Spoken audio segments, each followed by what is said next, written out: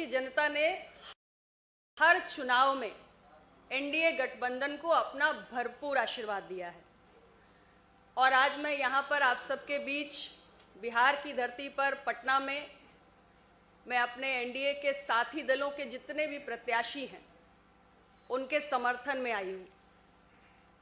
और वैसे तो मैं अपनी बात को आगे बढ़ाने से पहले ये कहूँगी कि मैं लंबे समय के बाद आई हूँ। मैं बहुत ज़्यादा यहाँ आती नहीं हूँ, बहुत लंबे समय के बाद आई और मैं एयरपोर्ट पे उतरी तो मैंने देखा कि भाई वाकई पटना तो बदला बदला नज़र आ रहा है। इतना शानदार एयरपोर्ट बन गया। मरीन ड्राइव से होते होते हम होटल मौर्या पहुँचे, आपके बीच में आए, थोड़ी बहुत जानकारी की लोगों से तो पता चला कई फ्लाईओवर्स बन गए हैं, सड़कें बन गई हैं, तो बहुत सारा विकास तो पहला कदम रखते ही यहाँ पर महसूस हुआ। मुझे खुशी हुई कि बिहार बदलाव की राह पर आगे बढ़ा है। और अभी हम सभी जानते हैं कि पहले चरण की पोलिंग यहाँ ख़त्म हुई और बिहार की जनता को मैं बहुत बधाई देना चाहती हूँ कि उन्होंने रिकॉर्ड मतदान किया। मतलब यहाँ की जनता ने अपना पिछला सारा रिकॉर्ड तोड़ दिया। इस बार 65% के लगभग मतदान हुआ है, जो बहुत ही शानदार है और हम मानते हैं कि एनडीए गठबंधन के लिए बहुत बड़ा शुभ संकेत है। ये हमारी एनडीए गठबंधन की जो सरकार यहाँ माननीय मुख्यमंत्री श्री नीतीश कुमार जी के नेतृत्व में चली, जिसका हमारी माननीय प्रधानमंत्री जी के नेतृत्व वाली केंद्र सरकार का लगातार सहयोग रहा और डबल इंजन की सरकार ने जिस गति से यहाँ पर काम किया, तो ये जो बिहार का मतदाता बहुत जागरूक मतदाता है और बड़ी संख्या में जो फर्स्ट फेज की पोलिंग में बिहार के मतदाता बड़ी बड़ी लाइनों में हमें दिखे और 65% मतदान हुआ। इसलिए हमें पूरा भरोसा है कि इस बार फिर 14 नवंबर को जब नतीजे आएंगे तो बिहार का जागरूक मतदाता यहाँ पर एनडीए की 2/3 बहुमत से सरकार बनाने जा रहा है। और ऐसा मैं पूरे विश्वास से इसलिए कह रही हूं क्योंकि बिहार की जनता जब चुनाव में वोट डालने जाती है तो एक तरफ उसके सामने होता है 90 से 2005 का दौर और दूसरी तरफ होता है माननीय मुख्यमंत्री नीतीश कुमार जी के 20 साल का दौर, हमारी एनडीए सरकार का 20 साल का दौर। और अगर मैं उन 15 सालों की बात करूं तो उसका एक नजारा तो अभी अभी मुझे सुनने में आया। यानी कांग्रेस पार्टी के बड़े नेता हैं, उन्होंने ऐसा शर्मनाक और दुर्भाग्यपूर्ण मैं कहूंगी बयान दिया है कि अभी तक तो आम आदमी के लिए कट्टे की बात होती थी, अब तो सीधे प्रधानमंत्री की कनपट्टी पर कट्टा लगाने की बात हो रही है।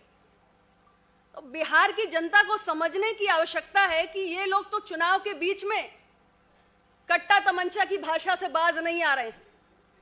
यानी राजद का रंग तो पूरी तरह कांग्रेस पर भी चढ़ गया है।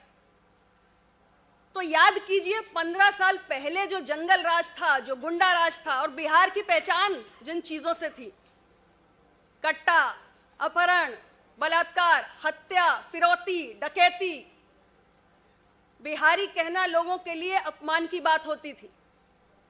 चारों तरफ घोटालों की गूंज थी। वैसे ही संकेत आज पवन खेड़ा जी के बयान से मिल गए हैं। एक तरफ हमारी एनडीए की सरकार है जो विकास को आगे बढ़ा रही है। आज बिहारी होना गौरव की बात बन गई है। 20 साल बदलाव को केंद्रित रहे और राज्य में एक ऐसे मुख्यमंत्री की सरकार रही 20 सालों से जिन्होंने बिहार को जंगल राज, गुंडा राज से मुक्त कराया, यहां पे कानून का राज कायम किया। केंद्र सरकार और राज्य सरकार ने मिलकर बिहार की विकास के मामले में तस्वीर को बदलने का काम किया है। और मुख्यमंत्री श्री नीतीश कुमार जी, उनके नेतृत्व में बिहार आज भ्रष्टाचार मुक्त शासन देख रहा है। एक भी घोटाले का आरोप केंद्र सरकार से लेकर राज्य सरकार तक सुनने में नहीं आएगा। तो बिहार को हम एक नए युग में लेकर आए हैं। आज बिहार बीमारू राज्य नहीं है। केंद्र सरकार की और राज्य सरकार की तमाम योजनाएं आज लोगों के जीवन में परिवर्तन ला रही हैं। केंद्र सरकार की ऐसी अनेक योजनाएं हैं, गरीब कल्याण की योजनाएं, जिनके बारे में आप सब अगर जमीन पर जाएंगे, आप सब पत्रकार साथी, आप देखेंगे कि गरीबों को कितना लाभ पहुंचा है।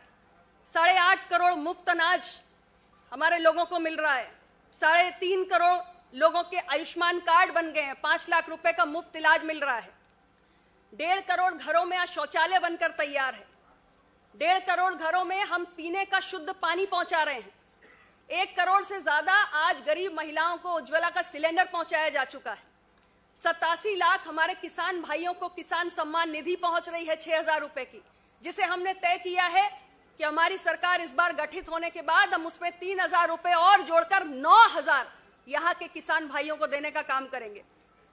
44 लाख गरीबों के आवास बनकर तैयार हो गए। 24 लाख हमारे यहाँ बेटियों के लिए, बच्चियों के लिए सुकन्या समृद्धि के खाते खुल गए हैं। और यहां मैं एक बात जोड़ना चाहूंगी कि सब महिलाओं की बड़ी बात कर रहे हैं।